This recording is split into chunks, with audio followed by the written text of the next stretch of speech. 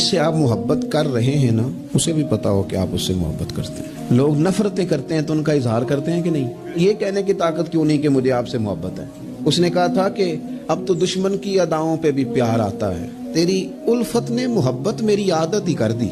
حضور فرمانے لگے جب تم کسی سے محبت کرو تو اسے بتاؤ کہ میں تم سے محبت کرتا ہوں، تاکہ اس کے دل میں بھی تمہاری محبت پیدا ہو جائے۔ ایک صحابی نے ایک بندہ گزر رہا تھا تو عرض کی یا رسول اللہ میں اس سے محبت کرتا ہوں، پر میں اٹھ اور میں اسے بتا کے آ کے میں تجھ سے محبت کرتا ہوں۔ یہ نا شاید اسی لیے حضرت انس بن مالک نے کہا تھا یا رسول اللہ مجھے اللہ کی قسم میں رب سے بھی پیار کرتا ہوں، رب کے رسول سے بھی پیار کرتا ہوں، ابو بکر صدیق سے بھی کرتا ہوں، عمر فاروق سے بھی کرتا ہوں۔